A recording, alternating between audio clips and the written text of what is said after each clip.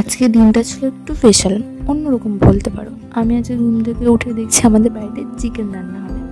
মা আমাকে ঘুম থেকে উঠতে বললো তাড়াতাড়ি, যেহেতু আমাদের বাড়িতে চিকেন রান্না হলে বেশিরভাগ আমিই রান্না করি, মা আমাকে রান্না করতে বলে। আমার রান্না শেষ, তারপর আসলাম খাওয়ার পর্বতে। মা আগে থেকে রান্না একটা করেছিল তরকারি, যেহেতু আলু আর পটলে ভাজা করেছিল, আর আমি শুধু চিকেনটা রান্না করেছি। মা ভাতটাই রান্না করেছে। আর দেখো আমি কাঁসার থালায় ভাত খাচ্ছিলাম। কাঁসার থালা ছাড়া আমি অন্য থালায় খুব কমই খাই, আমার জন্য কাঁসার থালায় থাকে। আর এইভাবে রসুন গোটা আমিই দিই।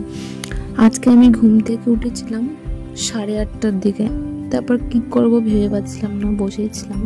তারপর ভাবলাম যে একটু বিলের দিকে যাওয়া যাক, কারণ অনেক দিন বিলের দিকে যাওয়া হয়নি, আর বিলে অনেক জল হয়ে গেছে। আর এই শালিকটাকে দেখতে পাচ্ছ, এই শালিকটা আমাদের বাড়িতে প্রতিদিন আসে, কারণ সকালবেলায় চামুড়ি হয়, মুড়ি খেতে আসে। আর এই দেখো এখানে মা একটা কি মেলে দিয়েছিল, নষ্ট হয়ে গেছে চালগুলো। আর এটা হচ্ছে আমার বাড়ির পেছনের ব্যাকগ্রাউন্ড।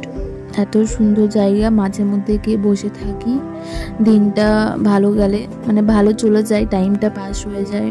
আর এইখানে আমার পুচকু একটু নাচা গানা করছিল, ওর মনে ফুর্তি দেখেছিলো। আর এই দেখো আজকে আবহাওয়াটা। তারপর বিলের ধার থেকে ঘুরে আসার পর আমার দিদির মেয়ের নাক দিয়ে দেখছি রক্ত বেরোচ্ছে। এত সাহসী যে ওর একটু কান্নাকাটি কিচ্ছু করছে না।